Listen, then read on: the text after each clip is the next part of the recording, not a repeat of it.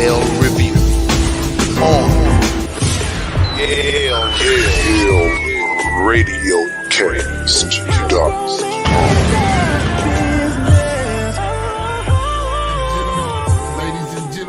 Ladies and gentlemen, welcome. Happy Saturday. Welcome to another edition of the flagship show of Yale Radio Cast, the Male Review. Starring your boy Mark L. Of course, in the building with my man, Dylan Yale, the namesake. What's good, bruh? What's going on, my guy Marcus? Hey, I'm chilling, man. Back in the studio. You know, we did the remote show last week. You know, I had to pull back for a minute. Had to pull back. Had to figure out your life. Had to figure out my whole life for a second. Had to get it together. Hey, it is what it is, though. You got to do it. Retool, redesign, rebuild. That's correct. Shout out to the upper room for trying to hold me down. We're gonna blame it on the upper room. I'm gonna blame it on the upper room. We see what y'all doing out the upper room. It's all good. That's it's why I all always good. come with my coffee. Yep. And don't forget to bring. And don't forget my coffee. The coffee. That's correct, my brother. How's your week been, brother? Man, my week has been extremely busy. Extremely. Look, I'm not gonna complain about it though. I mean, why would you? I could be stagnant and not doing nothing and hoping I could be doing something. Correct. You know what I'm saying? So I'm never gonna complain about any position I'm in. As our brother TR says, it lets you know you're living.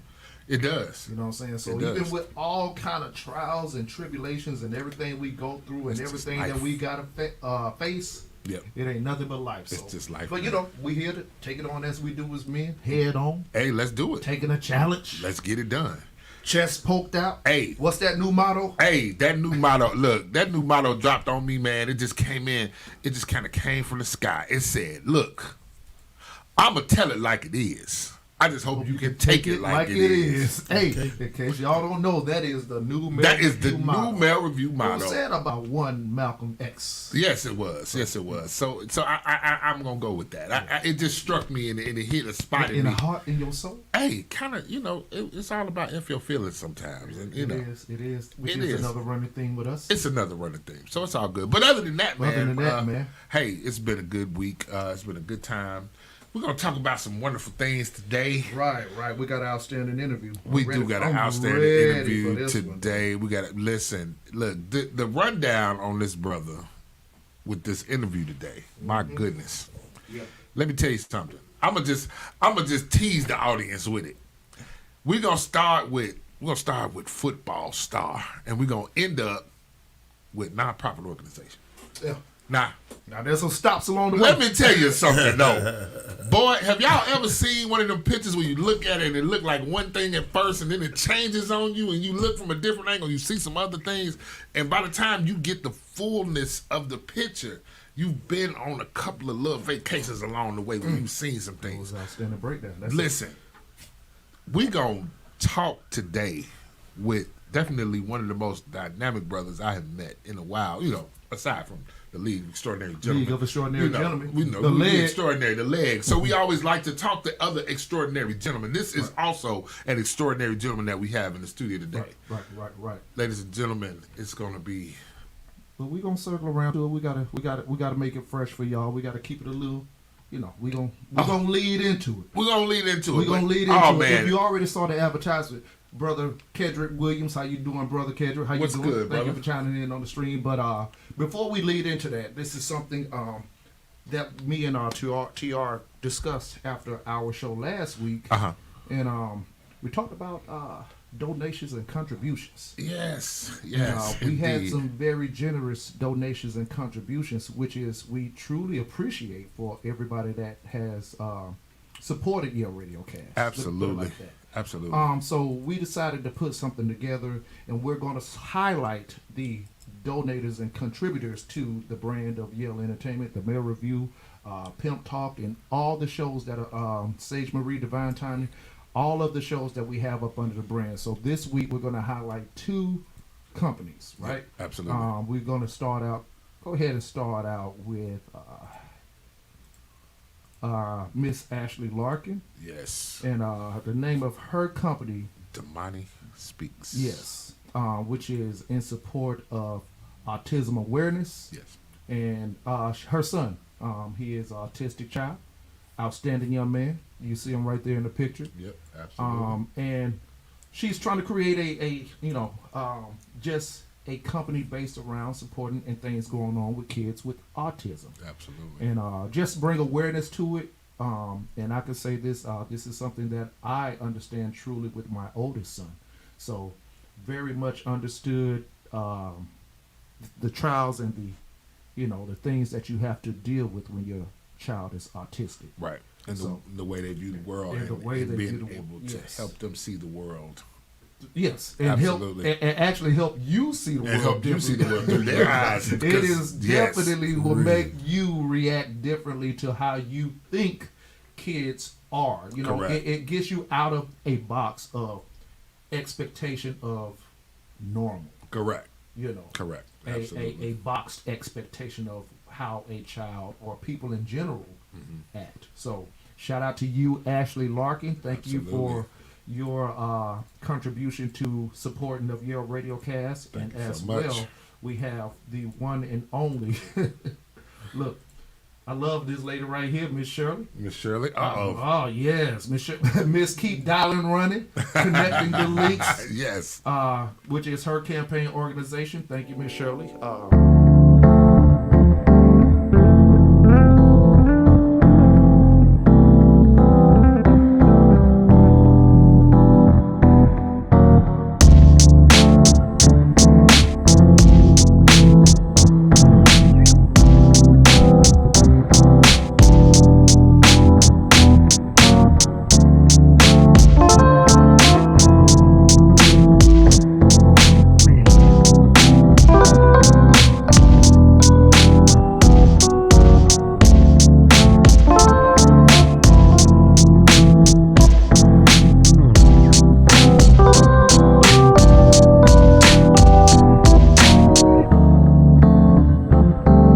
Yes, shout out once again. Thank you to the Connecting the Links for a Change Foundation. Thank you to Miss Shirley for your contribution to our company over here at Yale Radio Cast, Yale Entertainment, and RTV. We appreciate both of you. Once again, we will be highlighting these companies throughout the months and more companies to come with donations and contributions. Absolutely. Once again, thank you. What we will do, though, just let y'all know, we're going to have a. Let's go in and talk about who we got in today, Mark. Let's go ahead and give a quick. Let's go ahead and highlight a real quick. Listen. Gave out the introduction. Yes, this gentleman. I actually met him at the Links. Mm-hmm. Actually, at the Links event that we had last month. So, outstanding gentleman. I'm just telling you right now. As I told you, we're gonna start out. We're gonna start out with somebody who is. Football. What is more manly than football? What is more manly than being a football guy, man? Right. And we're gonna end up at nonprofit organization, but the story of this gentleman it's one that's gonna touch every facet of just about every listener out there. I'm almost sure of it. Ladies and gentlemen, in the studio with us today, we have my man, Mr. Travis Barber. Travis Barber. Thank you. Welcome, sir. Welcome. Absolutely. Hold up. And son. And son. I was going to say, and son. And I'm sure he knows this story, so he's going to be like, man, I'm out here this all the time. But, man, listen to me. Listen to me. Welcome to you, Mr. Barber. Welcome. Thank you for joining us today on this fine Saturday with the Mail Review. Just give you a little bit of rundown on the show. I know Dallas probably told you, man, we basically look at the world and we give our explanation through a male perspective here. So, the thing about it is what we discovered is a lot of people think they know how men think, but until you actually sit down and talk to men and hear how we think as a collective, they think, we all think alike and we all think on the same things, but men, we are definitely multifaceted. So just to give you a little rundown on what we do here at the Mail Review. So yeah, definitely, sir. Welcome to the show today.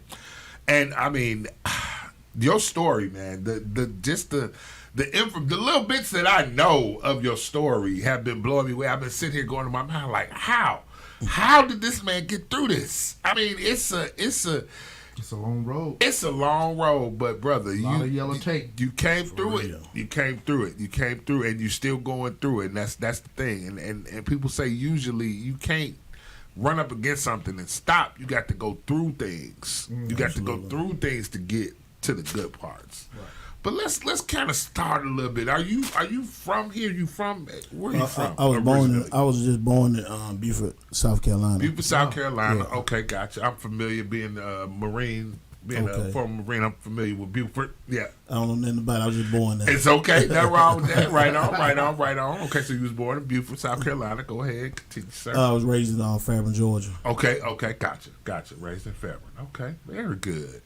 So, what was it like growing up in Fairburn, Georgia, at the time you were coming up? It was beautiful, about like boys in the hood. Oh, wow. Wait. Yeah, He said beautiful boys in the hood. Beautiful boys in the hood. Beautiful boys in the hood. That's all we knew. Okay, gotcha. Understood, man. That's Everybody cool. knew everybody in the neighborhood. And Who was the furious style? There had to be a furious Had to be a styles. furious style in the my neighborhood. Had to be an old It man had that to be- everybody talked to.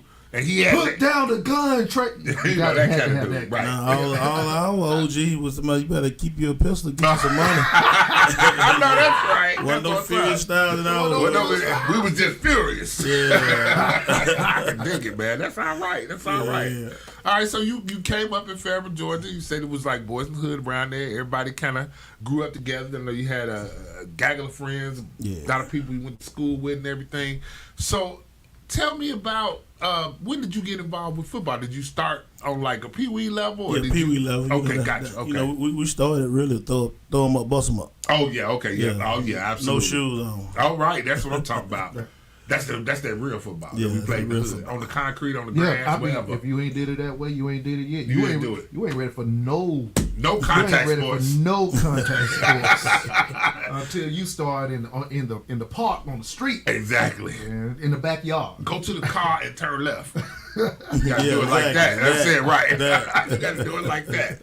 Right on, brother. Okay, so you started out playing football at the Pee Wee League level, and then as you move forward into more organized football, Yes, sir. was that high school? Well, level? Little League, from Little League Okay. to high school. 'Cause my age, we went from high school, went from elementary to high school. Okay, gotcha. Well, no Okay. middle school on my side. Okay, gotcha. Okay, all right, right on. And you definitely became a standout. What position did you play? I played on DN. All right. I flunked out my 10th grade, my 9th grade year. Okay. Yeah, I couldn't play my 9th grade year. Oh no. Yeah, I was into everything. Okay, gotcha.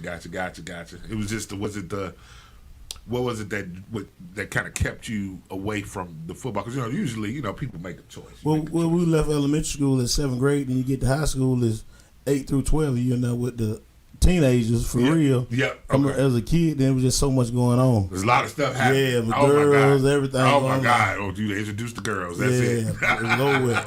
It's over with. It's over with. Ladies, Once the do girls y'all start hear that? No more we hair are- bows. Listen, we are admitting once we get in tune with women, we are admitting it's over with. It's over with, son. For real. Done. Just done. Okay. All right. So you had some trouble 9th grade year, so you weren't able to play football at that point. So tell me, how did your trajectory change at that point that you weren't able to play football? That had to be. I got disheartening for you. kicked out of Campbell. I got kicked out of 8th grade. I got sent to another school in another city. Okay. So when I got to the other school, I got kicked out of Campbell. I had to go to Palmetto. Okay, gotcha. So from there, I kind of just meet new people. Okay, gotcha. So then when that year it closed, we went to Creekside. Okay, gotcha. So from there, the varsity coach, he remembered me from my 8th grade year. Okay. It was just like, what the hell you gonna do with your life, son? You gonna piss it away? Yeah. He looked at me with so much disgust Joe Clark. and walked off, and I'm just like, who the hell he talking to? Right. Oh boy, there you go. That's your Furious right there. Yeah. That's your Furious right I'm there. not furious right there. Okay. He ignited something in me when he did that. Okay, gotcha. Okay, and he made you. Yeah, think- never had a man talk to me like that. I just that triggered something in me. Okay, gotcha. And a lot of times it's people talk a lot about harsh talk when you talk to the youth, and everybody's on this And, passive. They're on this passive lead with love. which is fine. But I never felt unloved when I'm old I school. felt like the discipline measure that was given to me, like that strictness, was warranted, right? First, I think that was love. that absolutely is love. You know what I'm saying? When, I when think you so. got the parents saying, "Hey, I'm trying to steer you this way so you can stay out of trouble." Right. Because behind the scenes is, I've done what you've done. I've been where you've been. Yeah. I've made the mistakes you make. Right. And I'm trying to actually keep you away from that to let you know, yeah, you can do this. Right. But it's going to be repercussions. Correct. So, yeah. And in the meantime, on top of that, I said what I said. And I said do what I said. That's why my foot is pointed in this direction. Yeah. So, so this is what we grew up with. I'll be 50 this year. So this is what I'm talking about. So we grew up with that type of understanding. So this man speaking to you this way put a light in you. Yes, a sir. beginning of a light in you. Yes, sir. Okay. And so from that point, did you decide? What did you decide at that point? How did you? I went ahead and got my grades together, and I got on Okay. the field, and I went out there and damn near took a position. Only reason I didn't start because there were two seniors in front of me, but Okay. they to this day they already knew, like, boy, You was the one. for real. Like, Okay. every time I go in, I got a sack, a rush, or a fumble, or something. That's what I'm talking So about. every opportunity I got to run on that varsity field, Yeah. as a ninth grader, Yeah. oh man, I had to go do what I had to do. Yes, sir. Well, right on, brother. That's all right. Well, that's cool. That sounds like a great story. So we got a downside to that Uh-oh. that we're going to slowly transgress into, Got you. because That story don't stop. the right story there. don't stop right there. It sounds great at this point. Right. Yeah. Right. You had a little consternation in there, and then you met this gentleman. What was the coach's name? Amos McQuarrie. Amos McQuarrie. You met Amos McQuarrie. Is he still around? Yeah, my dog to this when is my partner still. Okay. Shout out to him. I almost Shout out told to her, I him. almost went ahead of y'all. Yeah, okay. No problem. I got you. But yeah, so you met him. He helped to actually put this light and put the spark in you, and that helped you to go ahead and start pulling your life together at that point. Yes, sir. Grades. The stuff that you're responsible for in ninth Exactly. grade. Stuff like that. So, okay. So, as we move forward in our program here, things started to change for you. Can you tell me, was there any event that started to change the way your trajectory was going, where you started to pull away from football, or you started to pull away from? Well, when I left college, I got a 4-year scholarship to Georgia Southern. And Okay. then when I got to school, football had became a job. The Yeah. next level, everybody, it's a whole nother level of playing, because you got to play in that classroom first. Yeah, absolutely. So it became a class Okay. instead of a game. Okay, got you. So then everything else was so. When you take a man who been a rushing outside defensive end his entire life, then you go take him and stand him up in two technique. You want me to read the running back receiver? It's a whole nother. Now you taking away from my ability to instinctually go get the ball. Gotcha. But they don't want instinct.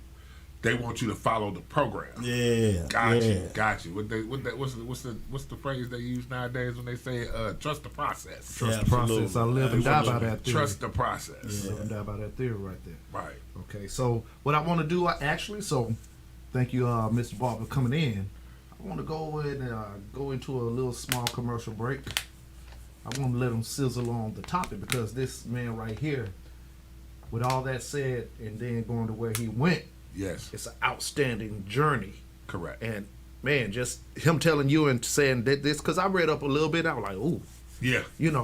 okay. It How do we get from there to here? yeah, we're gonna Here take that break to over there. because we're gonna Back to over here. because man, listen, y'all just stay tuned. You hear him laughing? Yeah, I'm laughing because stay tuned because he he's knows. laughing because he was there in the middle of the He journey. was in the middle of the journey. Can't nobody tell a story like him, y'all. Hold on tight. Stay with us here on the Mail Review. We'll be back with you in a couple of seconds here. Just stand by. As always, the motto is get the business. Just a moment.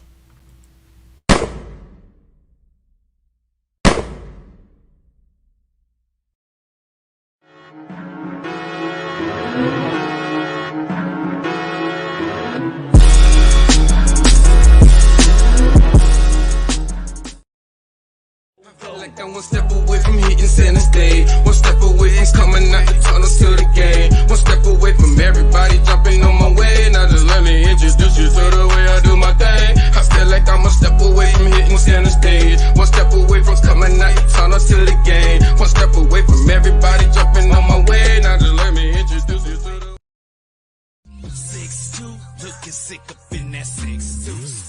Yeah, Radio Cast, the home of the hits. We already have plenty of music for the radio, but this right here is for the streets. Tune in to Hard Block Radio.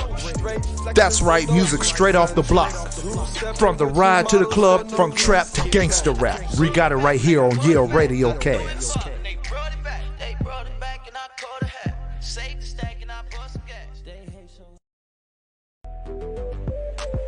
Hey, it's your girl K Chantel, your favorite one from Women in the Mic. I have a question. Do you own your own business and need advertising? Do you provide a service and want to increase your clientele? Well, bring your advertising needs to YaleRadiocast.com. We are on Apple Podcasts, Pandora, and iHeartRadio. We offer graphic design, web design, and video services. So, not only can you grow your business with Yale Radiocast, you can also listen to the hottest independent artists. Go to YaleRadiocast.com and get with the gold standard.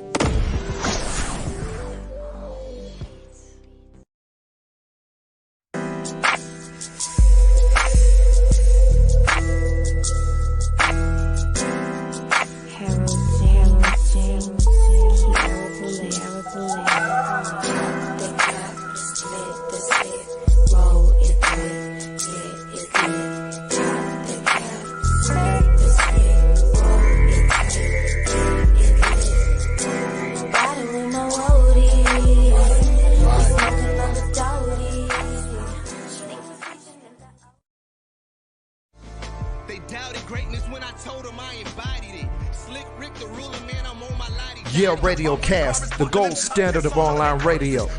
We already bring you all hits all day, but this one right here is for my hip-hop heads. Tune in to Lyrical Exercise Radio. All bars, all day. You already know how we bring it from the East Coast to the West Coast to down south and even international. Hip-hop ain't dead, it's right here on Yale Radio Cast.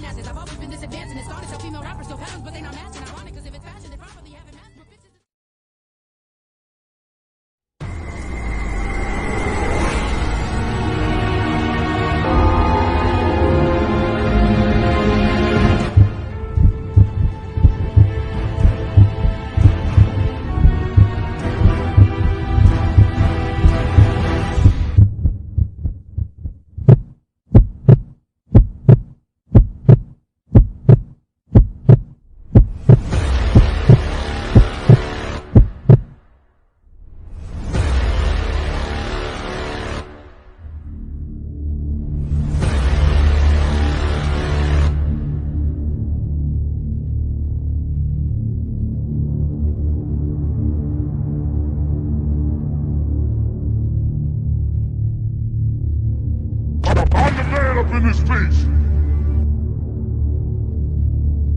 King Kong ain't got shit on me.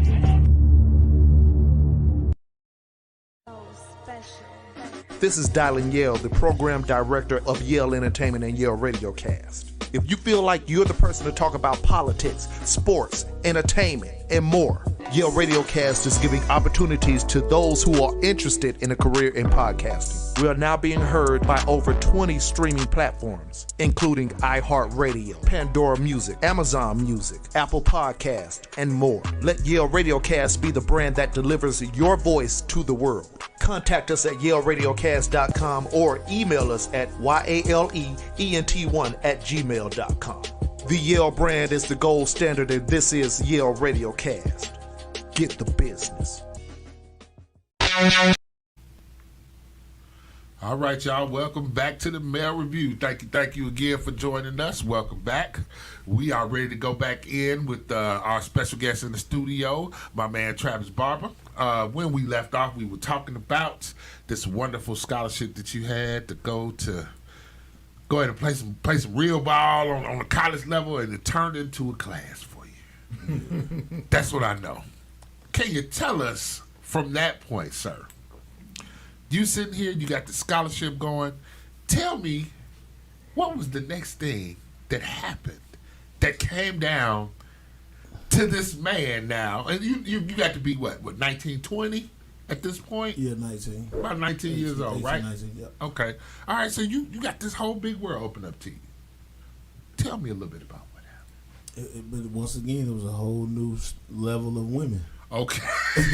With their own partner. Everybody there with their mama. Don't nobody got mama ain't at home. We ain't sneaking around now. You mean I could pull up at any time? Anytime, Oh, my man. God. You ain't got to sneak in through the door. You ain't You got walk to sneak right in through in the the front window. door. Right in the front Everybody door. grown. Oh my goodness. Oh Lord.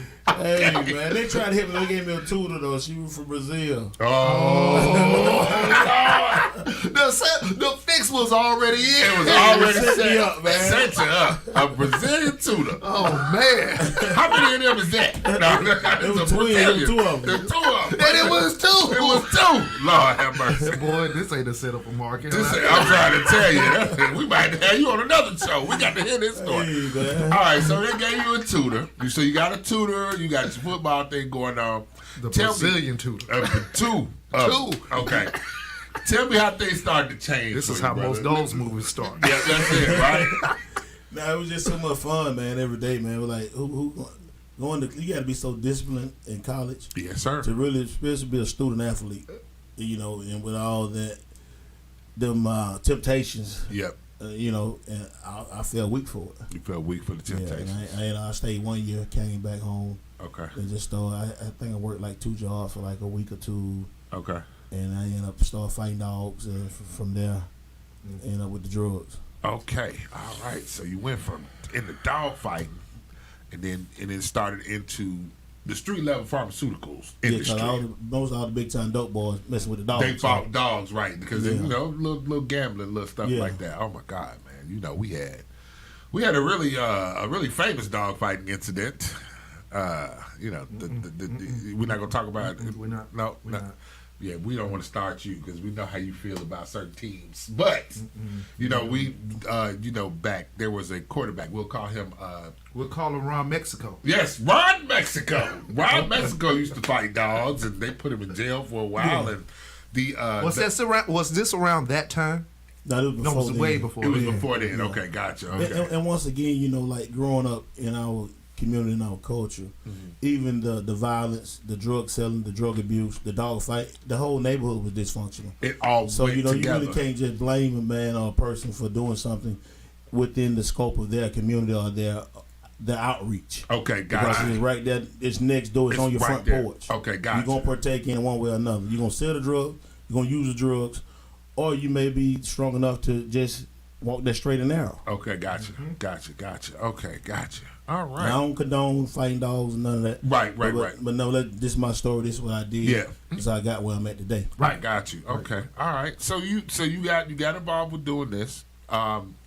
Let's say you did this for a few years. At what point did you decide, or how was it decided for you that this is not the path that I want to be on? Is it? Well, the first time I got shot, it was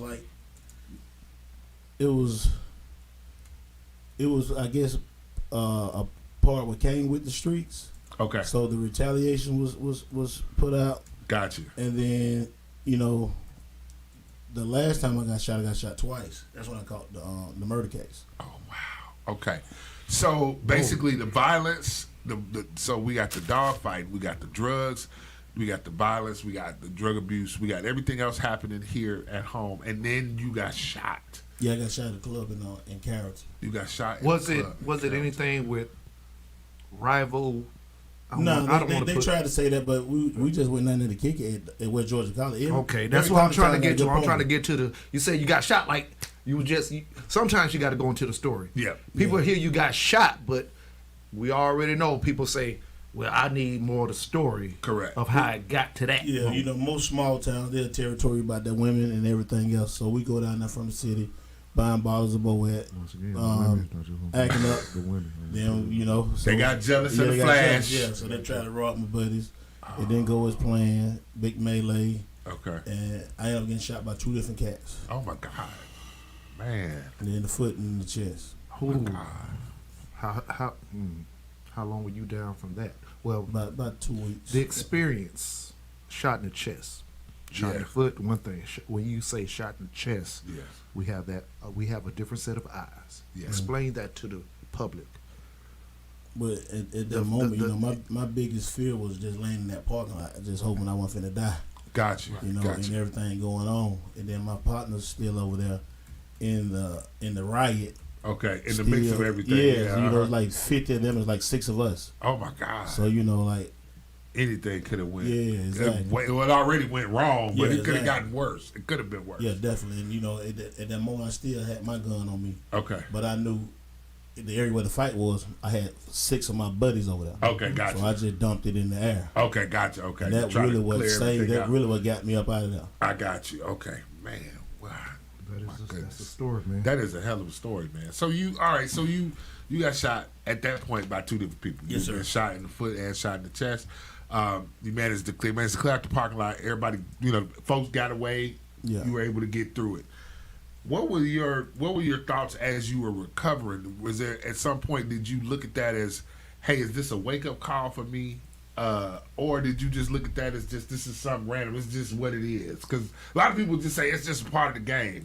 People think about that, and like even nowadays with the way the violence that happens that we see day to day, especially within our community. I'm not a black on black crime person because I think crime happens whatever community you in. The percentages and numbers are the same, no matter where in you're white at. communities as they are in black communities as they are in other communities. So, but with everything that's happening today, like what were you thinking at that point while you were recovering from this? I didn't have all the information at first. I didn't know a young man had got killed. Oh wow, okay, gotcha. So somebody did actually lose so their whoever life. shot me in the foot shot their partner in the back with the same 22. Oh my God. I got hit with a 380 in the chest. But on the ride to the hospital, I'm worried about. I got on all white, so the blood is just everywhere. like a hog. Yeah. So I don't know if I'm gonna make it or not. Right. But once everything kind of settled down, then the police came. I found out dude got killed. There was a whole total different mindset then. Yeah. Okay. Gotcha. Because now we playing with life now. Yeah, absolutely. We playing with life. This ain't just a scrap in the parking lot. Exactly. I've had barroom brawls, been in the military, but yeah, when you introduce an element of death in there. Yeah. When you start realizing, hey, wait a minute, this is kind of precious. Okay, so all right, so you found that out. You found out that somebody passed. Well, how did you move forward from that point? What did you see as far as a path forward from this? Well, the uncertainty of that my bullet hit Buddy, what he got killed with. They wouldn't release no information. So at that point, I really just got to go on the run now because they looking for me. Got my picture on the news. Okay. And it was just crazy. I'm 25, so I'm a boy. Yeah, yeah. So I'm terrified. Yeah. Oh my God, man! Wow.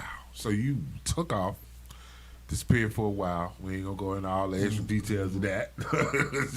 Stuff be stuffing. Stuff be stuffing. Stuff be stuffing.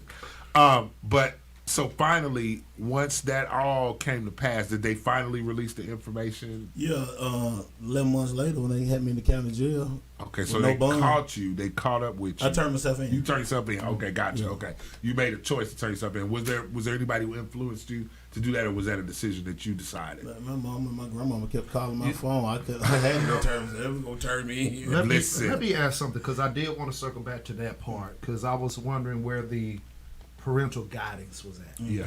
Because you said your mom and your grandma. Yeah. Of course, my first question is fatherly influence. Yeah, one of my grandfather there, but he wasn't one of those type. Okay. He loved you, but he ain't do no talking. Right. Okay. Because a lot of times, only person who could talk to you in those moments sometimes may be the father, may be the male influence. The mother's always going to lead with love, nothing, as they should, as, they're used to doing. But sometimes you need somebody to really say, hey, man, look, be a man, stand up. Or might see you going a certain way, and he may not even see what you're doing, but that man may know. Got you. Because based on how you moving. That boy in school, all them guts, because you said, you got 2 sweetest nerves. Okay. What? Okay. I need to talk to you real fast, let me go ahead and give you a little game. Right, Yeah, gotcha. right. Okay, so, okay. So your mom and grandma, they kept calling your phone, because they were seeking you. They knew you were okay, but they kept trying to get you to go ahead and try to get this over with. This is basically what the case was. They didn't want the police to catch up with me on the streets. They're still that same fear. Yeah. They didn't know what they was going to do to me. They caught me first. Correct. And would it have been what they're trying to seek for murder charges. Yeah, exactly. They armed and dangerous. Armed and dangerous. I'm automatically armed and dangerous. Right. Okay. Gotcha.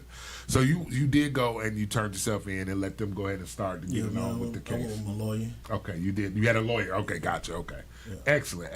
You had legal representation. That's good. Was he?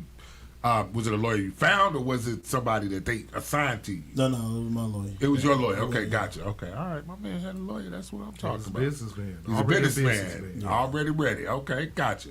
All right, so you did turn yourself in. They went ahead and got on with the case and everything, and they finally came out with the information. Yeah. And at the end of that, what did they? At the end of that, they said, I was responsible for the bullet since it was directed for me, so they tried to charge me with murder with transferred intent. I've never heard of that. Wait, what? Murder with transferred intent. Yeah, they shooting at me and they miss me and hit somebody else. They can't catch him. It won't get you because whoa, that is how. Yeah. Hold up, have we ever heard that in I any other have case? never heard that. Shit, first time for everything. I have never heard that. Have you ever heard anybody else say that though, bro? No. This is the thing that I'm confused about. So we're in a gunfight.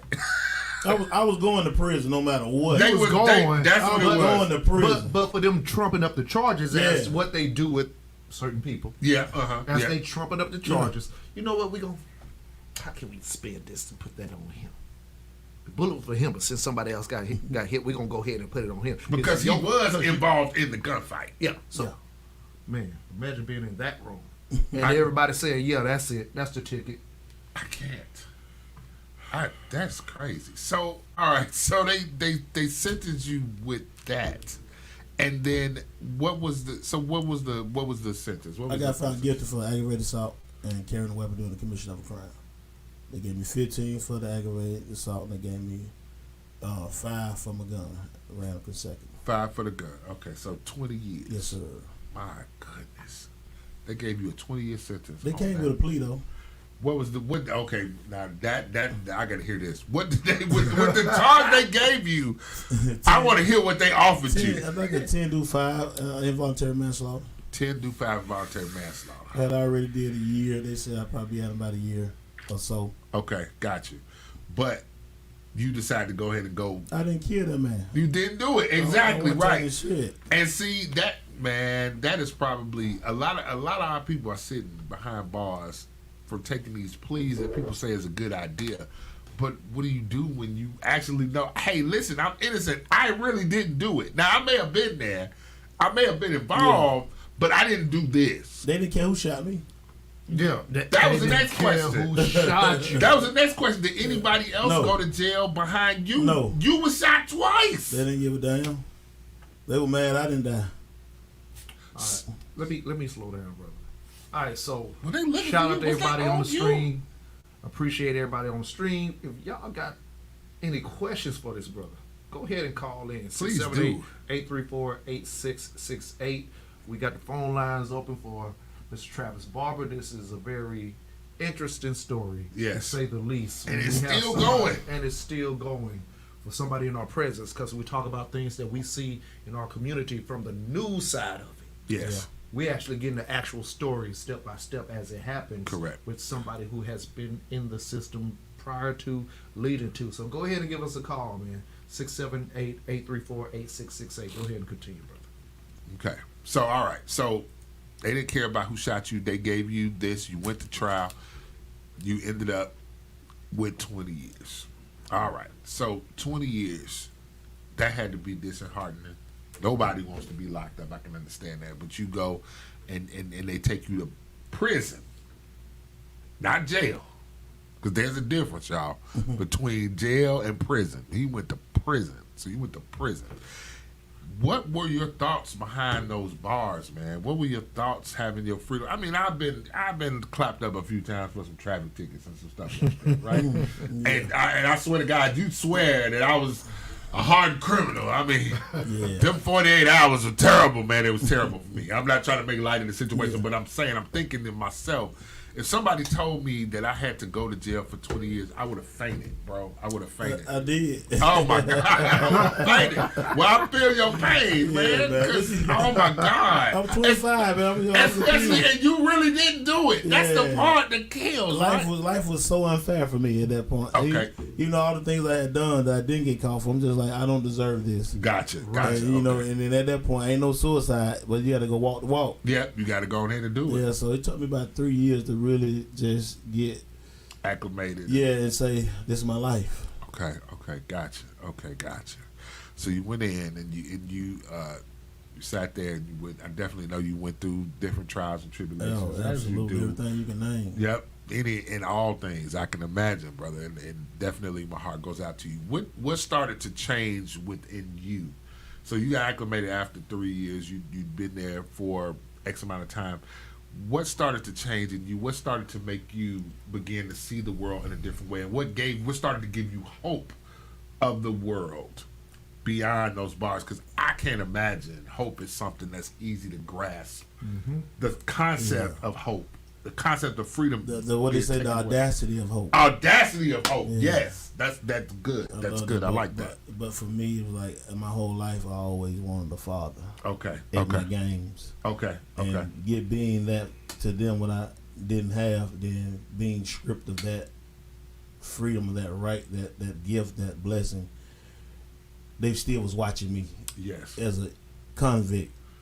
And so I had to, every time they would come, I wanted to be them, did something better, take a new class, or just having another muscle or something to let them know that I'm getting stronger mentally, physically, and spiritually every time y'all see me. That's fantastic. And at that point, you had, now, because we hadn't even talked about the kids, you had children at that time. Yeah, 4 sons. You had 4 sons? 4 by sons, then? wife, 2 houses, tow truck, barbershop. Oh my God! Hey, Wait. See, now that's that the man this all piece of over the the story. 25, you know, I was a grown boy. A man named Trapp is. I'm saying, my goodness. Okay, you had all of that happening at the time. Oh my God! So we got your son in the building right now. with Yes. us right now. So go ahead and grab that mic, young man, and tell us what you think so far about just as the son to the journey of your father, as far as what you know coming up and him. I would assume for a minute not being there for some portions of your life, or has he always been there, or did he experience some the whole of this team. stuff? Okay. So what's your interpretation of these moments of him not being there? Of the departure, it was definitely tough. It was a different trajectory that changed overall. Mm-hmm.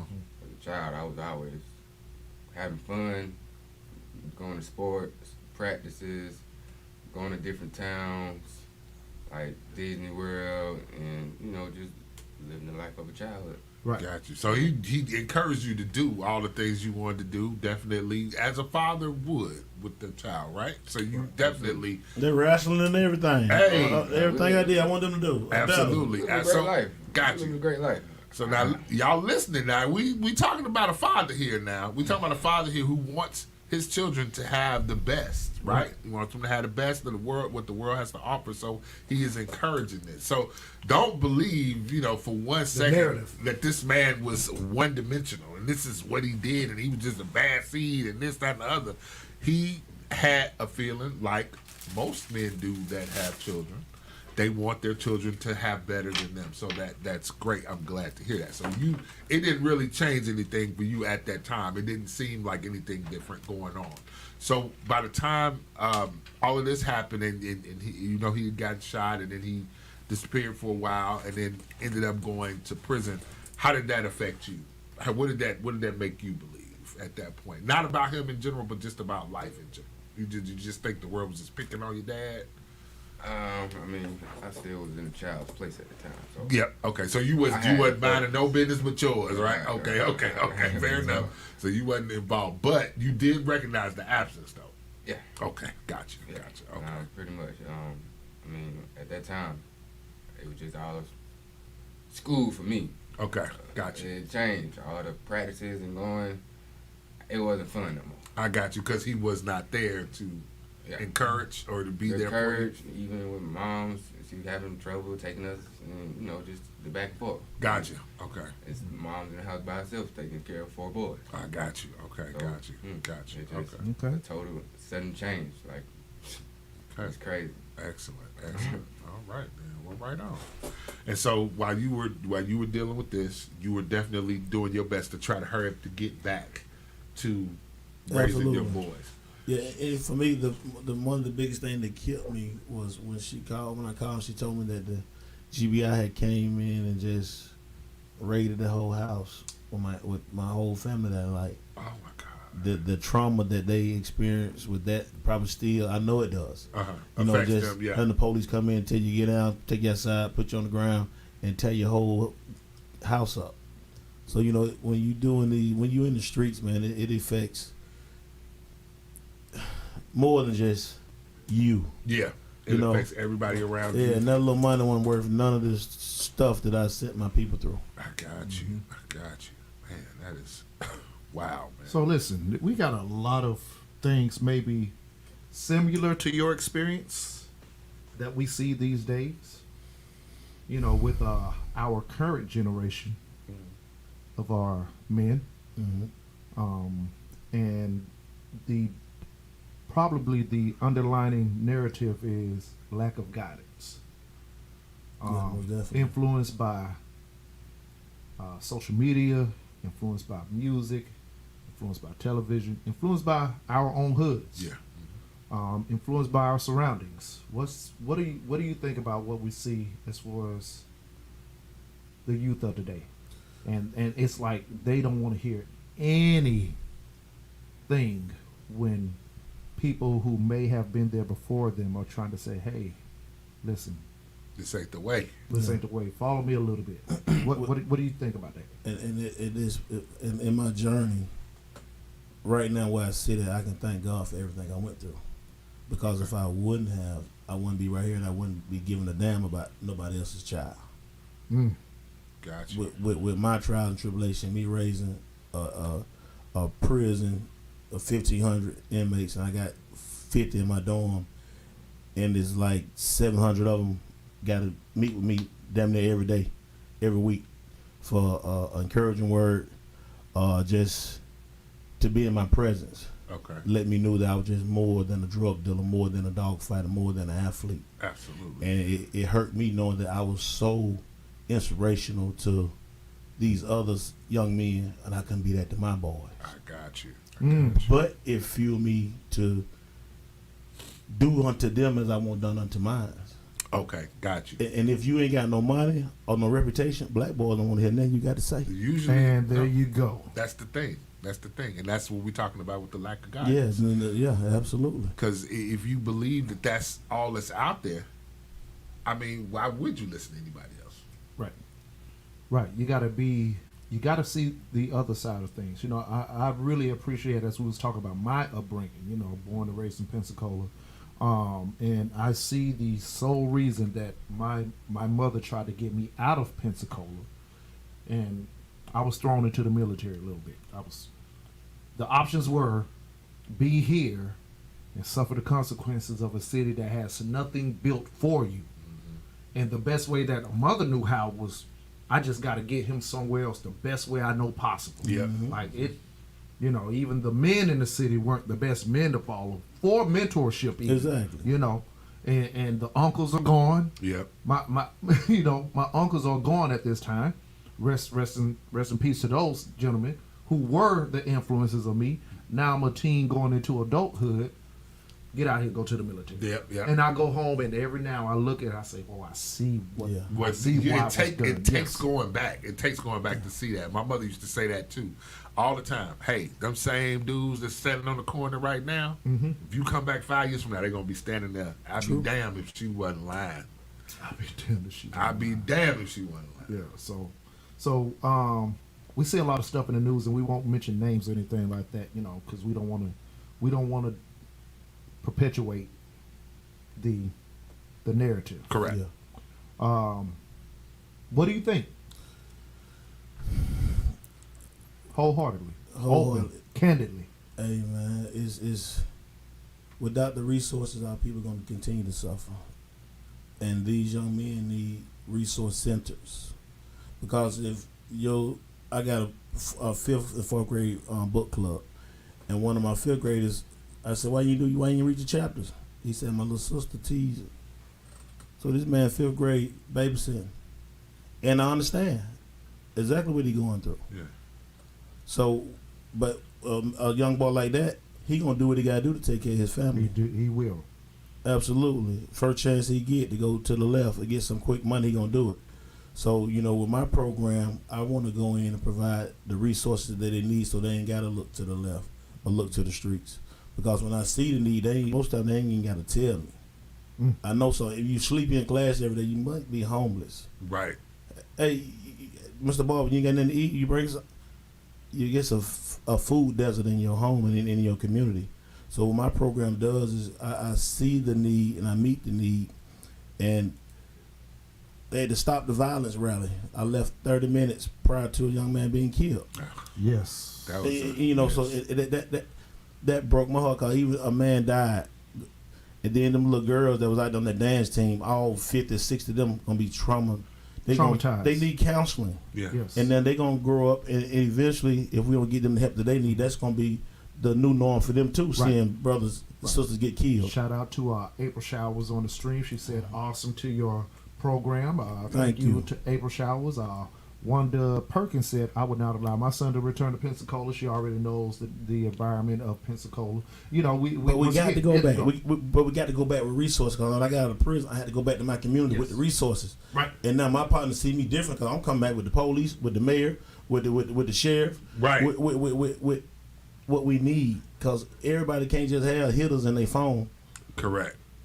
You can't just somebody got to know a lawyer. Somebody got to know. Somebody got to know somebody. Hey man, that's why we got Josh the intern. That's it. We have to have. We have a less melanated brother who yes, usually be here. We got Josh the intern. We call him white chocolate. Okay. But okay, so once you go through and you did mention you went to prison. You were there for a minute. Things started to change. You started to help to mentor while you were behind bars. Once I started educating myself. Okay, got you. And once I got with some other mentors, because it's so many wise brothers, and it's amazing the knowledge that these folks have inside the walls. Yeah. And that's another narrative that we need to kill, that the fact that you are behind bars, like you're less educated, you're less intelligent. Man, that we all make mistakes. Some people just tend to not get caught, or some people get caught and they have a system put in place for them to say, we're just going to either hide this or we're just going to give you some probation. We're just going to put this to the side. Yeah. So you left with an image of, we got these guys over here and they're just dumb for what they do, which is, you can't consider it dumb for what you've done, but it comes with experience of, it does. Okay, made a mistake, now how do we get out of this mistake that exactly we made? And that's where we have to learn and find who we are. Correct. And even in prison, I surrounded myself with greatness. I met a young man, I'm going to get him soon as I get some money, named DC. He got locked up at 14. Okay. He committed a crime trying to get in the gang, killed the pregnant lady. This man been locked up since he was 14. He's probably like 40. I'm 40, so he got to be like 41. Okay, got This you. man knows German, Spanish, French. This man is amazing. Okay. But he committed a crime as a child that may keep him locked out of stuff. All that greatness is right there, man. Right. And brothers like that who I surround myself with to get my vernacular up, get my intellect, and just like, you only locked up if you want to be, Trapp. Let me ask you this. Do you feel like they deserve the repercussions of the crime? God gave me grace as well.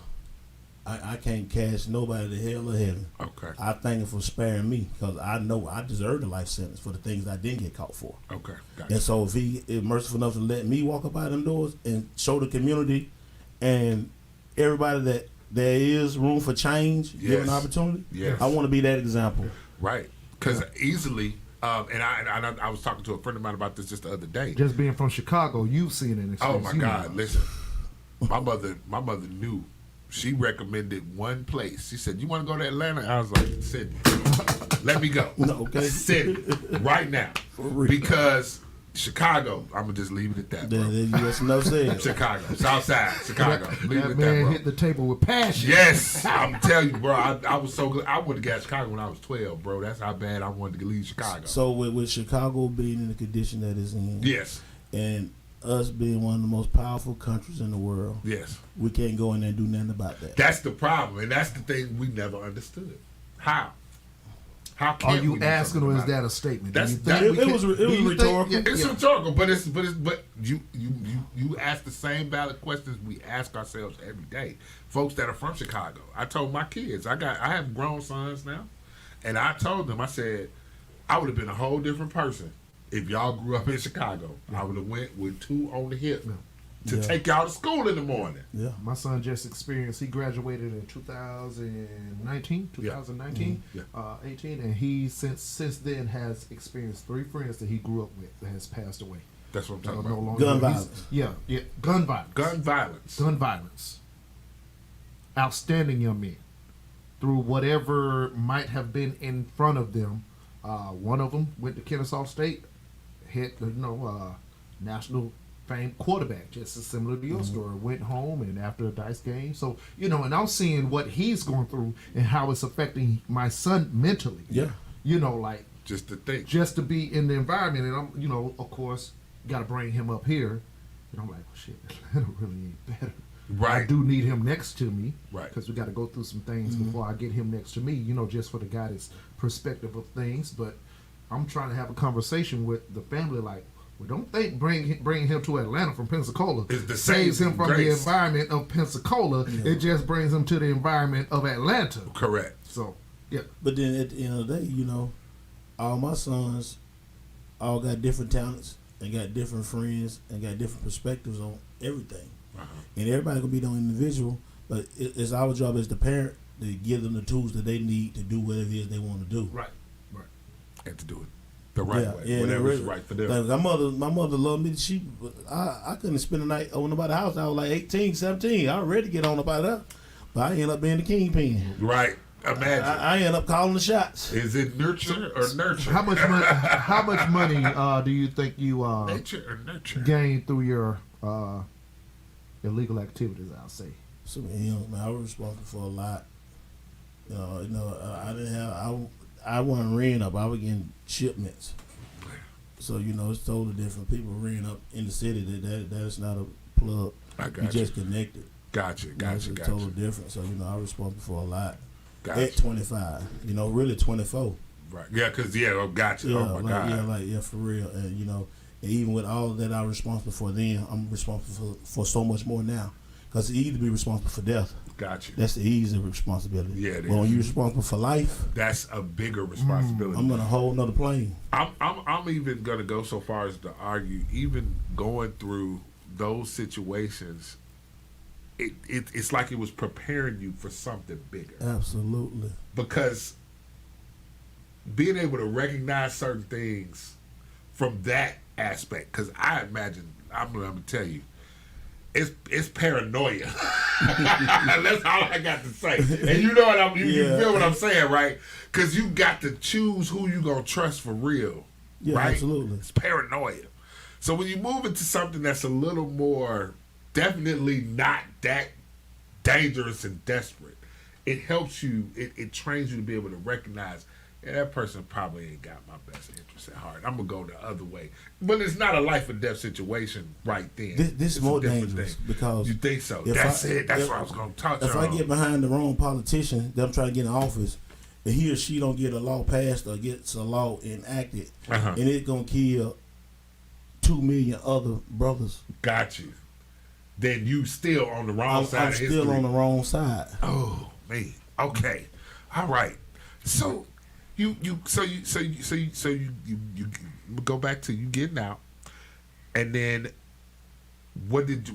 how did life change for you again once you got out and you started doing this mentorship? How did your mentorship start? Did it start with your sons and then branch from there? No, it started in prison. It started in prison. It started Okay. in the dungeon. It Okay. started in there. Okay, gotcha. Okay. Yeah, it started in there. Just having that ability to listen, Okay, got you. and then having, being just considerate and mindful. A lot of Americans don't have that.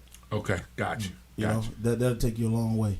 Got you. You know, so I come home. I probably was a mentor before I left. I always was the team captain, the most popular. Okay. I want to be around me, so I already had that skill set. It was a gift. I thought I was just cool. Absolutely a gift. Yeah. Because you already, just drawing them onto me, you know. Look, you don't get to be a kingpin without a gift of a gab, being able to talk and deal with people. Let's just keep it 100, right? Yeah. You know, because ain't nobody gonna listen to an asshole. Yeah. I don't know. Not really. Not without somebody coming for him. Well, I digress. See what I'm saying? So you got to have some sort of skill. That's a skill set. Yeah. But see, that's the thing that a lot of people don't understand. Just because people grow up in their situations in the hood and certain things does not mean that these people are throwaways. Absolutely. These people have skills that you wouldn't believe that if applied in the proper place and at the proper time, you could go from being, like you said, you could either wake up and be El Chapo or wake up and be Obama. And again, right? The DA in my case told my entire family that I was riding to the core. Riding to the core. Yeah, he riding to the core. He's real respectable, but he's riding to the core. Mm-hmm. So, today as I sit here, he got to eat them words. He has to. And every time you do something new, for real, something to help your people, he is eating more crow. I'm talking about the wings, the toes, all of it. For real. That's it. That's okay, what I'm talking about. So now, I guess we could lead into where our brother is right now, which is outstanding position in life. Yes. He's been through the fight.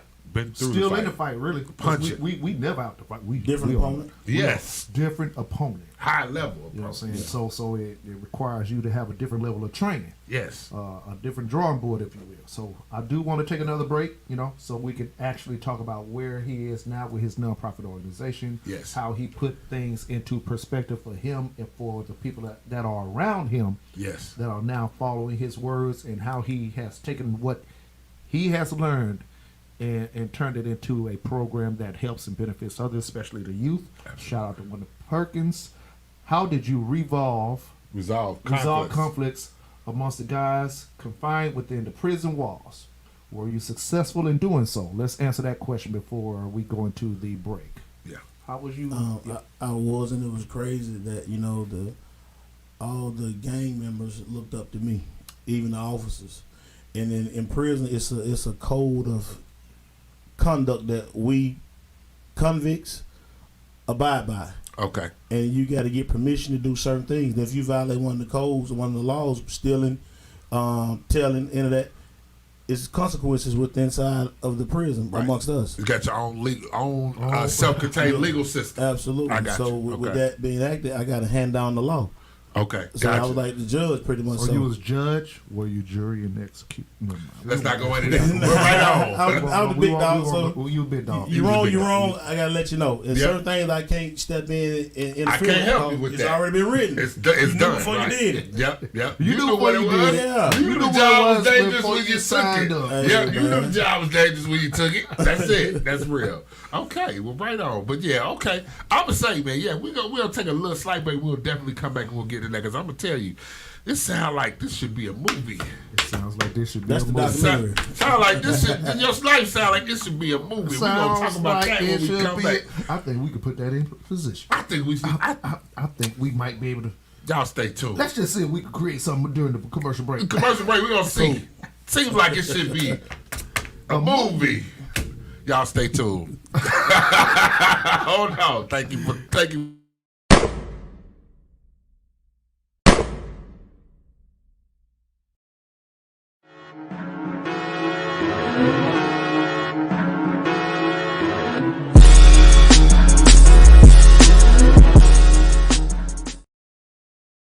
Like I'm one step away from hitting center stage. One step away from coming out the tunnel to the game. One step away from everybody jumping on my way. Now just let me introduce you to the way I do my thing. I feel like I'm a step away from hitting center stage. One step away from coming out the tunnel to the game. One step away from everybody jumping on my way. Now just let me introduce you to the 6'2", looking sick up in that 6'2". Yeah Radio Cast, the home of the hits. We already have plenty of music for the radio, but this right here is for the streets. Tune in to Hard Block Radio. That's right, music straight off the block. From the ride to the club, from trap to gangster rap. We got it right here on Yale Radio Cast.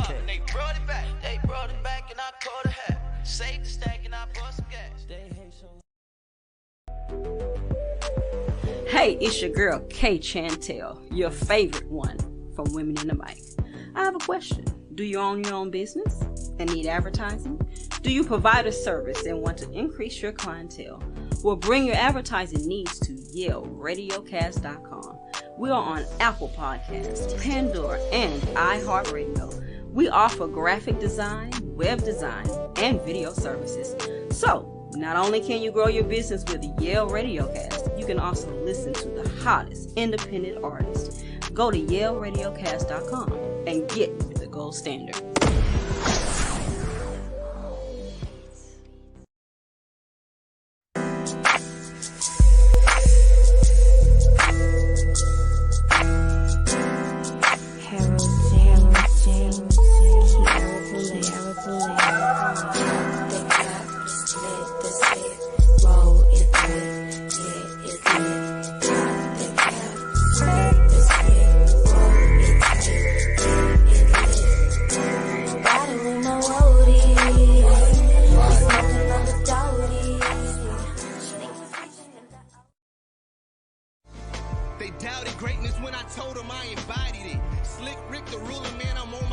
Yale Radio Cast, the gold standard of online radio. We already bring you all hits all day, but this one right here is for my hip-hop heads. Tune in to Lyrical Exercise Radio. All bars, all day. You already know how we bring it from the East Coast to the West Coast to down South and even international. Hip-hop Ain't Dead is right here on Yale Radio Cast.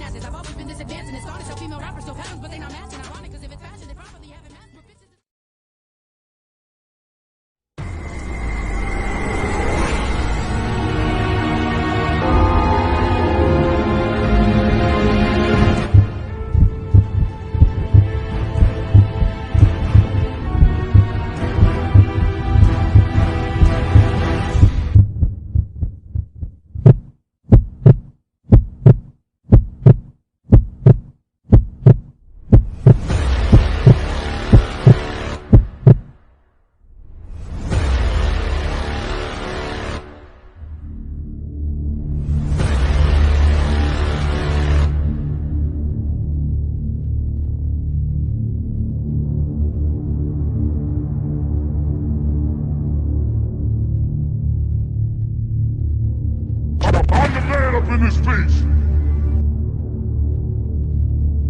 King Kong ain't got shit on me.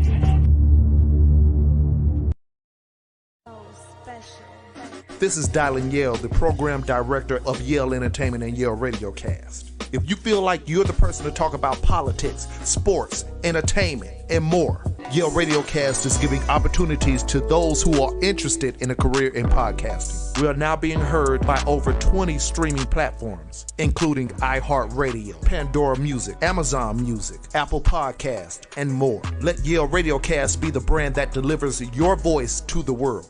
Contact us at YaleRadiocast.com or email us at yaleent1@gmail.com. The Yale brand is the gold standard, and this is Yale Radiocast. Get the business.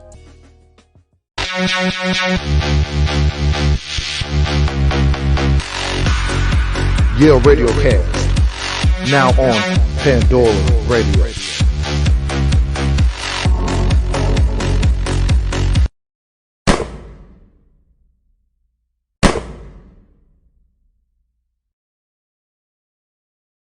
This is Divine Timing with your girl Sage Marie Yukio Blue, your energy witch. It's going to be real life stories, real people, and real situations. Get your journal, get you some tissue, get your accountability partner. Kick back, relax, sip on some wine, and let's vibe and ask some questions because I am going to be transparent. This is Yale Radiocast.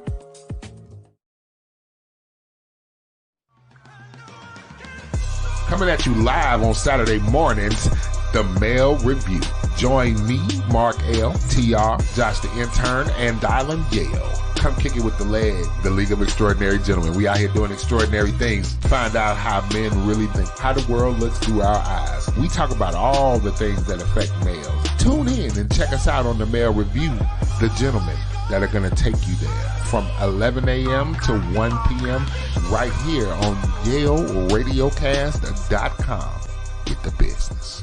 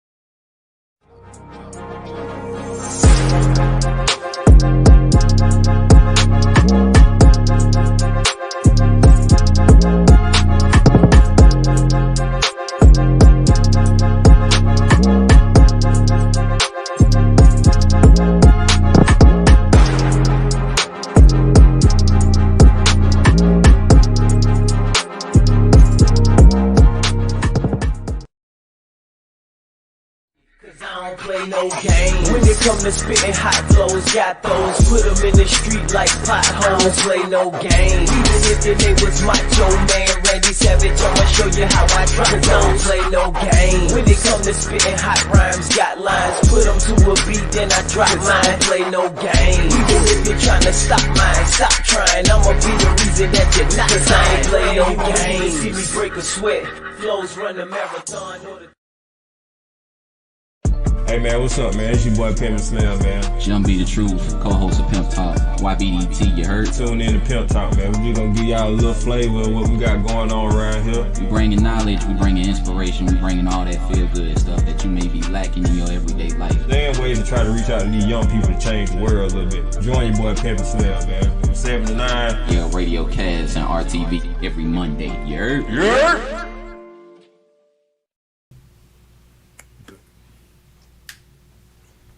All right, and thank you for tuning in. Thank you and welcome back to the Male Review, y'all. And it was hot on that, bro. Hey, listen. I'm still shooketh.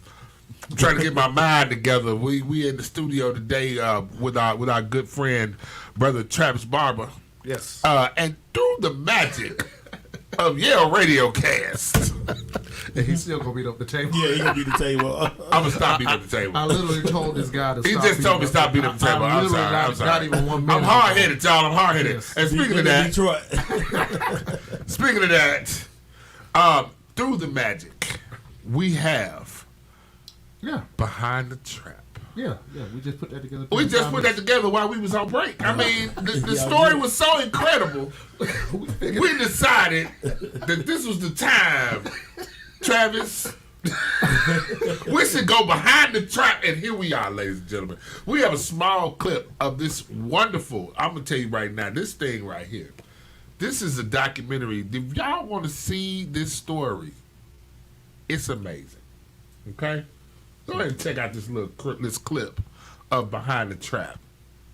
The hardest part about the dope game for me was my plug being in Cali.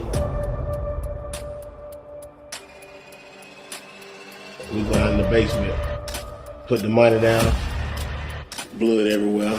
We dumped the clip on that car, man.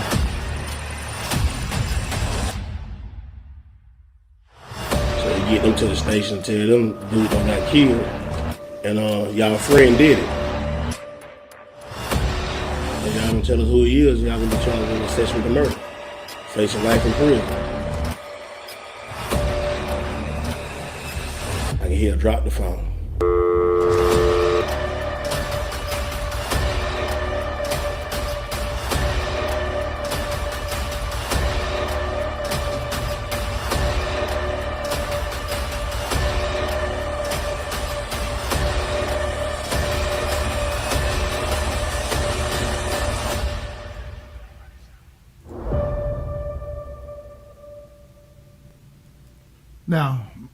My bad on the editing. I didn't get to drop it on May the 11th. But we just put that together the past. No. Shout out to the people that put that together, though, brother. Let's talk about Behind the Trap. Let's talk about it. Yes. Behind the Trap. That's my documentary. Like the people that know me after prison, they know Travis. Mm-hmm. And the people who've been knowing me all my life, they know Trapp. But sometimes it's hard for my people who know Trapp to interact and deal with Travis. Gotcha. That whole new mindset. Right. And the people that know Travis don't realize that Trapp is still here. I don't want to play. Yeah, I don't want to play. Okay, so we got another question from Miss Perkins. Shout out for your questions and comments on the stream. Are you using those skills now that you have that you are a leader in your community to resolve conflicts with those young people? Well, here we are, Miss Perkins. The Trap. Let's talk about it. Every day. I'm in the school every day. I got my book club in Usher Carter Elementary, which is on the west side, 3 minutes from Blue Flame. Them kids are off of Bankhead. Y'all call it Metro Hollowell, but it's always Bankhead. Forever Bankhead. Yep. Bankhead, yeah. So them little boys at 19, they already come to school with it, talking about guns and everything. So I had to take the police up there one day just to have a talk with my boys about the dangers of sending pictures of pistols and not knowing how a parent gonna respond to a child being threatened. So yes, I'm using my platform, using my skill set to resolve issues, to get ahead of the curve. But these schools got to pull back the curtain so brothers like me can get in there and know what's going on, because the teachers are busy.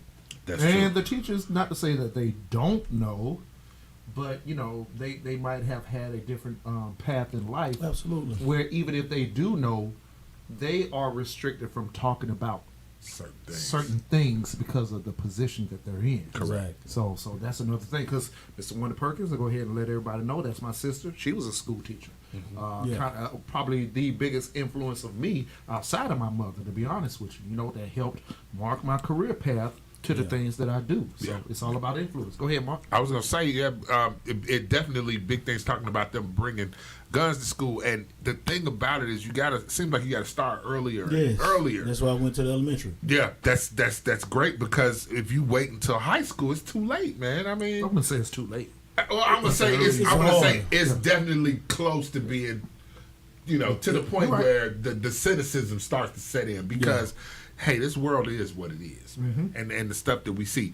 And it's funny that you mentioned about guns and talking about bringing it to school, because you just saw the incident that happened on Facebook recently with the girl who had the full scholarship to go to Tennessee State, and she was going to prom, and she got these prom pictures with all these guns. I've seen that. And lost the scholarship. Right. What do you think about that, bro? Where's the parents? I'm trying to understand why. Yeah, why would you? Yeah, because if anything, nothing's wrong with taking pictures. Because I think it might have been you or T or somebody posted some pictures of some other group of kids. Oh yeah, some other collective group of kids who had did the same thing. Correct. And it was a group of. But they ain't got nothing to do with us. That ain't got nothing to do with us. It's a different set of rules. It's a different set of rules, unfortunately. Yeah. So we have to lead with because I actually had this conversation with my son, about what may happen if he's in a certain situation, and he said, "Well, that's racism," and I said, "Yes, it is. I'm glad you understand that." Correct. Yet and still, this is the position that we're in, where we have to carry ourselves. Like, the racism doesn't stop because it is racism. Correct.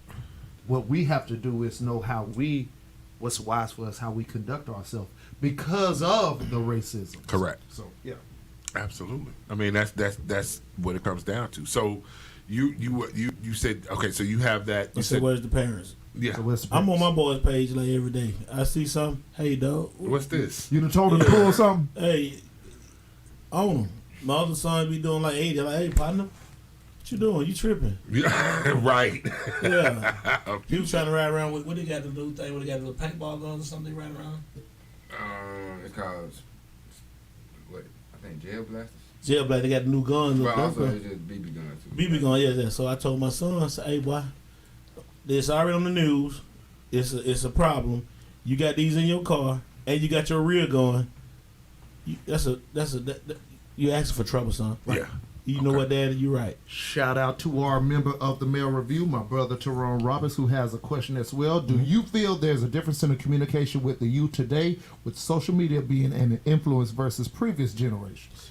It is, but the difference from the previous generation and the social media is I'm in the schools.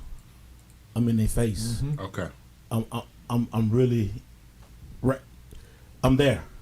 Gotcha. And they see my social media page, and all I'm promoting is family, life, love, hope, inspiration, and being a grandfather. I got you. And I'm one of the coolest cats on earth, and everybody love me. So I gotta stop. Respect me. So I gotta stop promoting petty.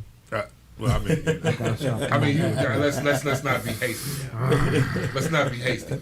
But no, you got a point though, and I mean, but the thing is, just like our parents listen to, let's just say they watch the news every night.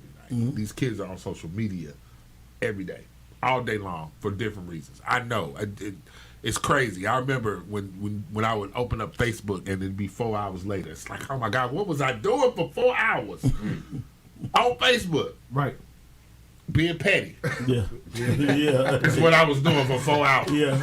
But, it's easy now for them to get their messages from this. And I mean, stuff like, example, the stuff that the youth are exposed to now. Yeah. I can't tell you how many times I've seen live stream murder. Oh yeah, absolutely. Live stream murder. But the difference is they'll see 20 hours of murder, violence, ignorance, but they're gonna see them 2-3 hours of one more question. Yes. At school, at field day, yes. Talking to a kid, taking the old lady to grocery shopping. Yes. Hey, with my own boys, talking to them, kicking, cracking joke with my granddaughter, my grandson, with my dog. Yes. With your son. Yeah. Son, go ahead. Because I asked you a question, but we didn't even give a formal introduction. Go ahead and introduce yourself to the audience. Yes, please. Oh. He was like, yeah. I told you I was going to get you. I go by Jalen. Jalen. But my first name is Kevion. Also, yes, like I told you earlier, I model. And I also have a clothing brand called the Hustlers Club. Yep. And I also do my own motivational speaking as far as on my platform called Talk to 'em Too. Excellent. So. What's the influence your father had on you as far as what you see? The confidence and the strive of continuous to go hard. I told you want to hear with confidence.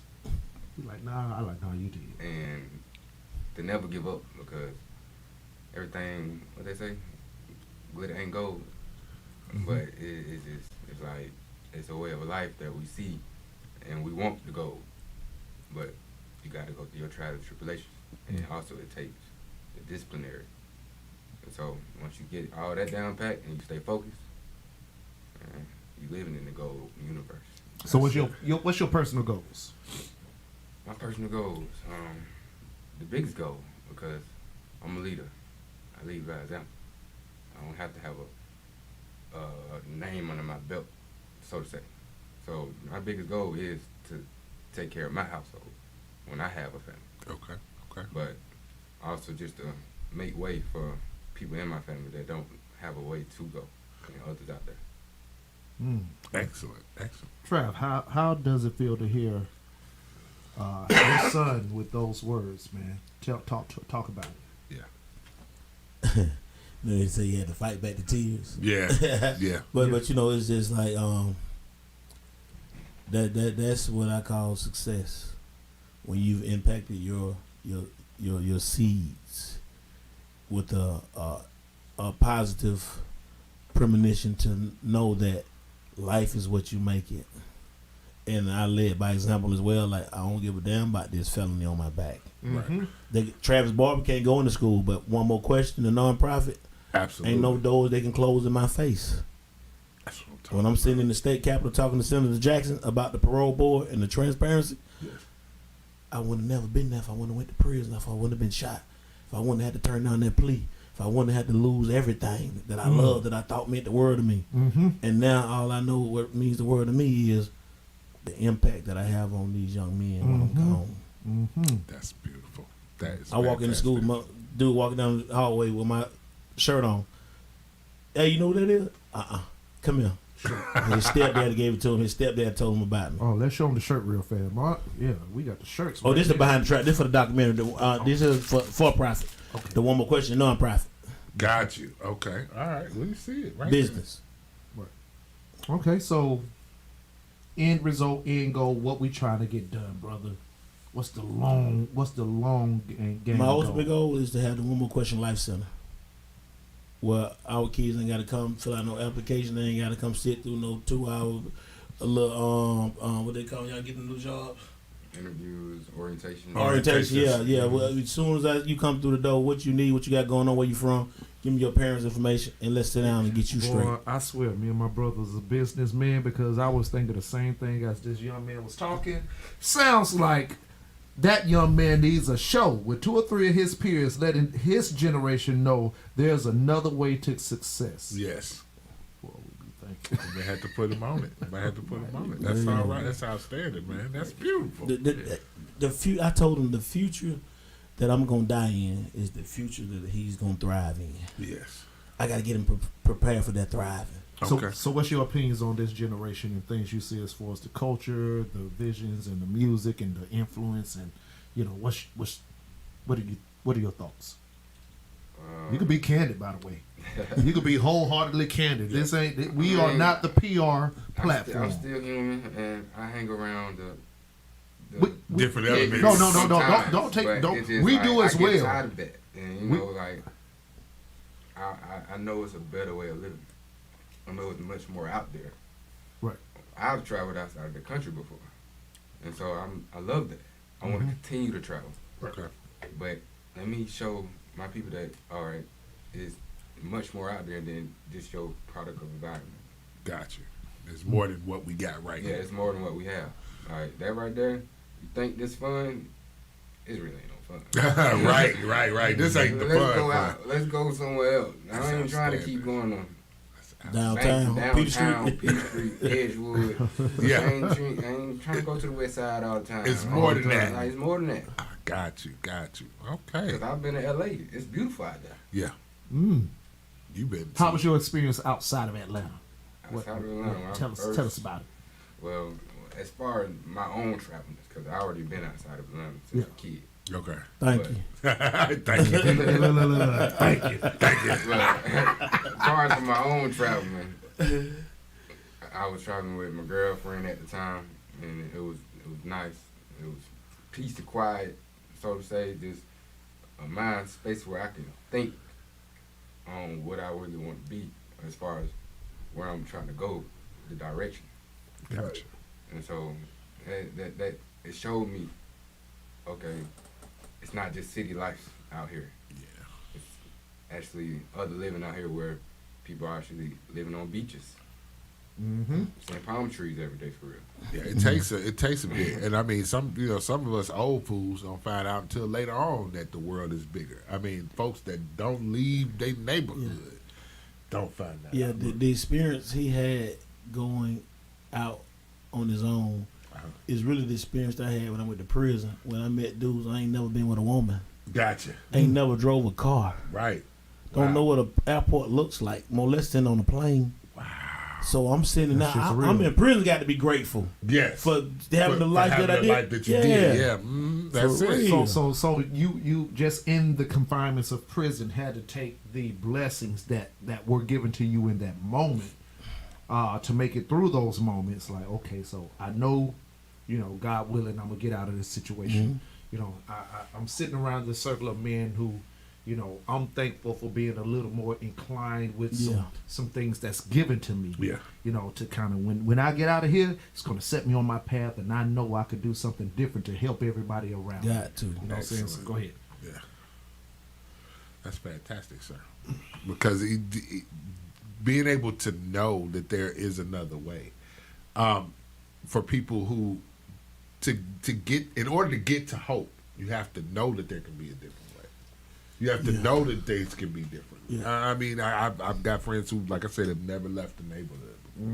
They and I don't know if it's fear of the unknown or what have you. It's a little bit of all that. I think unfortunately, we get stuck in our own comfort zone. Yeah. My motto is congregate with like-minded people. Yeah. So sometimes, and I witness it with brothers who are very close to me. Yeah. They keep a small circle of people because they feel like they're out of place once they get around a Mark L, a Travis Barber, whoever it may be, that they may not be the guy that stands out.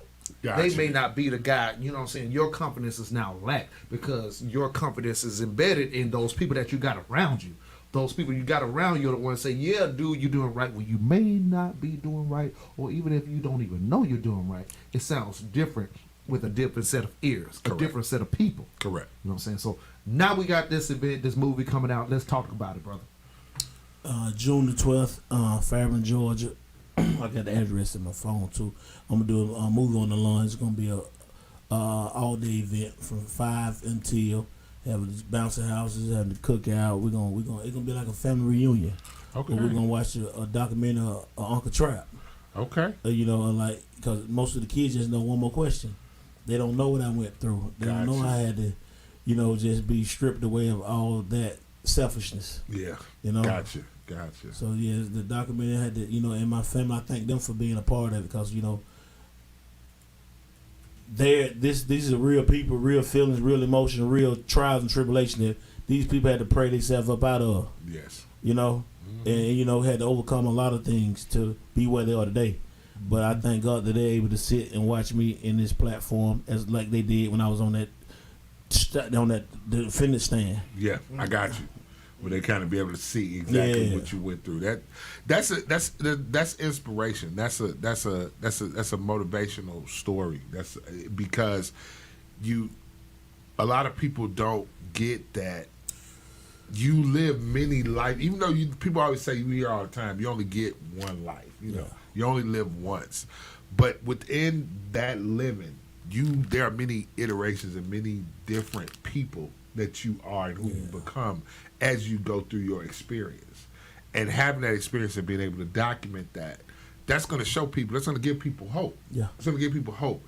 And folks that might be in the middle of that get a chance to experience and see that, will realize there's another side to this. There's a way out of this, that doesn't have to end. I mean, come on, we in the community, we know how it normally ends. It's graveyard, prison yard. That's it.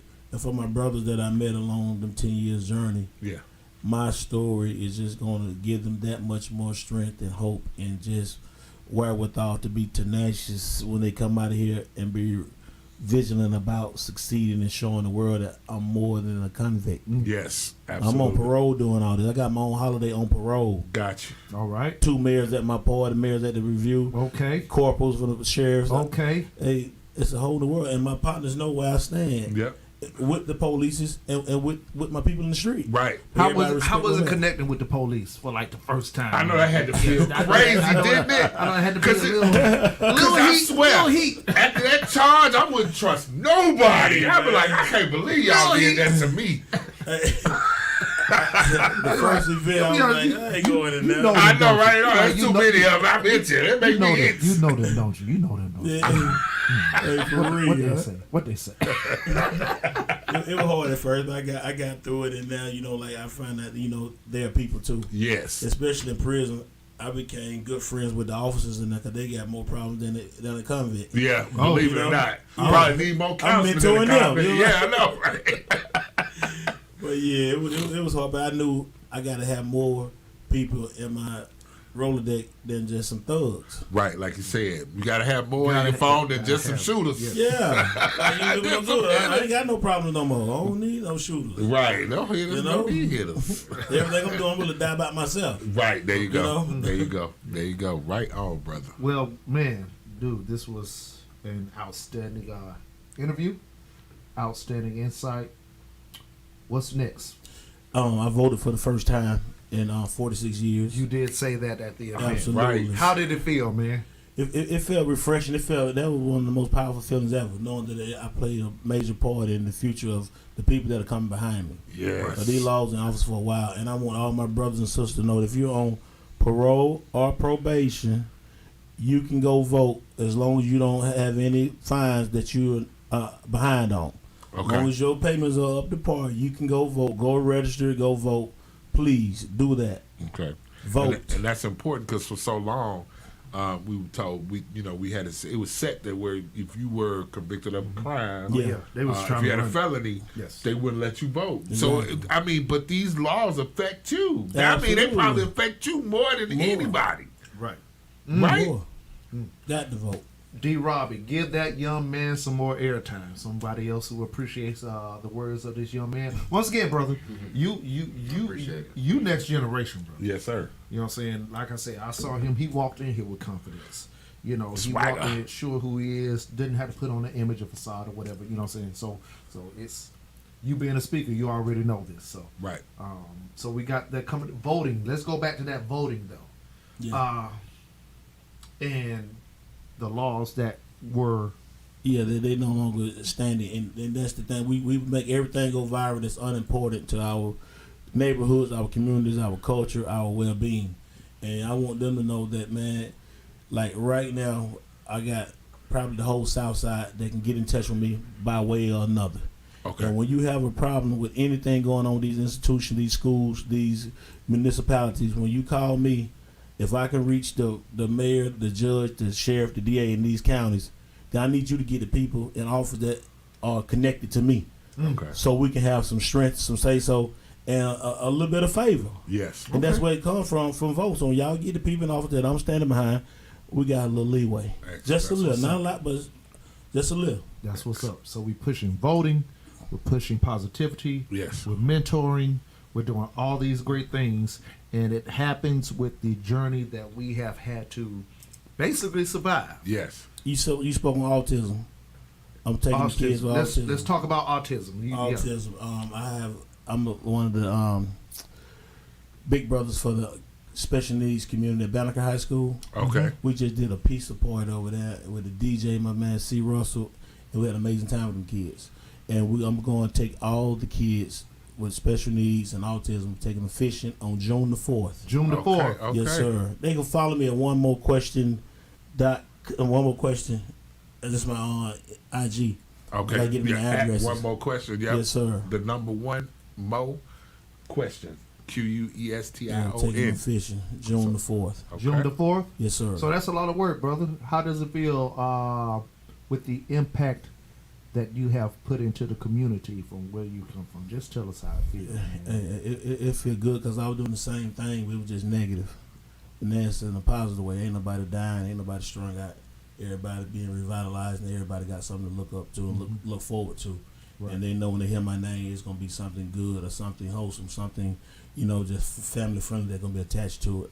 Right. Excellent. Great. Well, once again, we appreciate it, my guy. We appreciate the interview. Definitely. Thank you for coming in today, man. What stood out to me when at the Connecting the Links event is when you said that you were looking to network with people who had a similar vision. Absolutely. And you caught me right there. And we're here, so we're trying to make an impact into the community. Yale Entertainment, Yale Radio Cast, the Mail Review, Pimp Talk. Shout out to Pimp Slim and Young B. Yes. We got Divine Timing. Yes. We are actually trying to impact the community because we are all impacted in numerous ways. Yeah. Not just the legal way, but mentally, emotionally. We all have to find our lane to find a way to better our community. We appreciate what you're doing. Well, one more thing. I want people to know it's so important to make donations to your nonprofits. You get a tax write-off for it, but I can't do nothing without the funds. Correct. I'm not getting a paycheck. When I sell my merchandise, they're going back to the schools, my gas tank, and the resources they need to put on these events and take care of these kids. Yeah. So if you're not making donations, you're not buying merchandise, you're not coming to the shows, then you're part of the problem. Yep. Right. Everything we need is money, man, to take care of our kids. Right. If you're gonna go ahead and shop at these other entities, we have to put money into our people to put money back into our community. I love that documentary Killer Mike did. Trigger warning. Trigger warning, yes. Where it I think it was the second or third episode where he talked about how much the money actually circulates within the black community Before it goes out. Before it goes out in comparison to the other communities. And we are basically the lowest on the chain. We get the money and it goes right biggest spenders, out. though. We're the biggest spenders. Right, but we spend the most. But we spend it outside the community. Right. So, all right, any other thing to add? Any last words? I Jimmy? mean, I'm gonna just say thank you, man, for coming in today, and it was good chopping it up with you and son, definitely, and son, and hearing about your journey, and I can't wait to see. Well, definitely, I can't wait to see this because behind the trap, man, this right here, this story is the 12th. The 12th of June. November 12th. I'll give that address. And to all the listeners, the watchers, just know that the problems that you have, I know some people that are praying for those. Some Gotcha. people are praying for your problems. How about that? Be grateful for where you are and what you're going through. Correct. Absolutely, man. Thank you so much. Once for coming again, in. Behind the Trap, June 12th, out on what's the address again? I ain't got the address. We gonna get it. And okay, cool. We'll get it, and we'll definitely promote it. You can check for the ad run here on your radio cast and on TV. We will promote it. We got you on that end. It's definitely going to be pushed, and we gonna be out there, bro. I'm gonna bring my own popcorn. I'm we telling you right now because I'm gonna bring my own popcorn. Cause I'm gonna need. I'm that dude in the audience. What you gonna do now?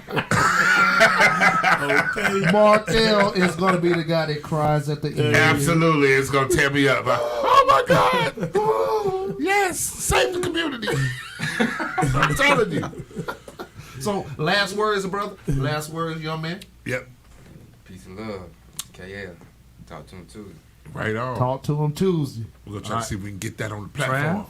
Last words. Hey man, I love y'all. We all we got, and I'm doing my part, man. Just help me out a little bit, just a little bit. Just We're reach gonna out. talk about it. Absolutely. We're gonna get his personal information for support and everything. Appreciate that. Markel, what we got, brother? Hey man, I'm gonna say definitely. Last words. Thank y'all so much for joining us on this wonderful Saturday, joining the Mail Review. Please do stay tuned. We got something special coming up. We got it. With the links, one of our sponsors, one of our proud sponsors. Look here, man. Look here. The links is cold, man. That's all I got to say. The links is great. Shout out to Miss Shirley, right? Shout out, Miss Shirley. And the whole Stembridge family. Yes. Y'all just ain't gonna keep me walking.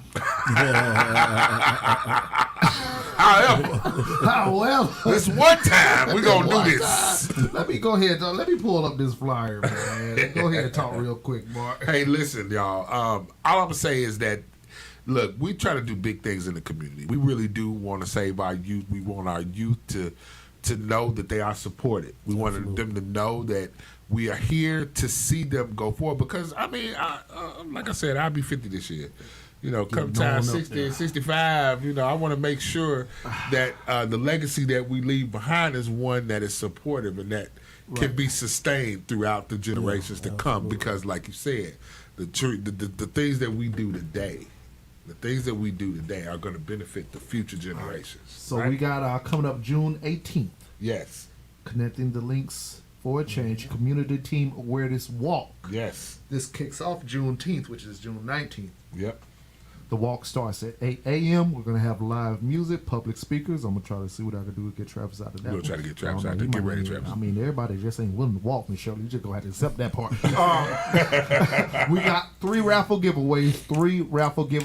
And anybody who attended the last event out at Welcome Hall Park, y'all know what we gave out. We're going to try to follow up. We get the bag out here. Yeah, we get the bag and we give the bag. Yes. Help us get the bag to give the bag. That's it. That's just what, you know, we got water and refreshments. 5495 Old National Highway will be the starting location. Suite A8, College Park, Georgia 30349. Join us there at 8 o'clock. The walk starts about 8:30. And it's not a long walk. It's like 2 miles, maybe 3 miles. But, you know, just to see us as a collective out at an event together, supporting community awareness, anti-violence, and all of that. That is what we're here for. Yes. We got council people coming out there. We got Corey Reeves. We got Councilwoman Helen Willis, who was at the last event. Yes. We got Councilwoman Natasha Williams, who will be out there as well. So this is a good opportunity to meet with our public figures within the community when we talk about we need to have this person doing this or this person doing that. This is a great opportunity to connect with the people within the community. The change starts with us. The movement starts with us. And I want to once again say thank you to the Connecting the Links for allowing Yale Entertainment, RTV, this whole family to be a part of everything that is being put to the forefront. All right? Last words. Hey, last words, sir. Hey, thank y'all for joining us again. Thank y'all for joining the Mail Review. Thank y'all for being in the studio with the League of Extraordinary. We just talked about donations. Yes. At your radio cast. Yes. Shout out to the organizations that did donate. Yes. Who we sponsored this week, which is Connecting the Links, and Ashley Larkin with Damani Speaks. Yep. Thank you once again. We will be highlighting the donating companies and nonprofit organizations for an entire month. That's right. So please go ahead if you want to be the next one. Go ahead and send that donation on in. We just going to just throw them on in there. It might be a whole donation. So that's it. Okay. That's right. So thank y'all again for joining the Mail Review. Thank y'all for joining the League of Extraordinary Gentlemen. Thank you for talking to other extraordinary gentlemen. Absolutely. Thank you, Trav. Travis, thank you for joining us today. Hey, y'all know our motto is always get the business. Holla. Yeah. Radio Cast.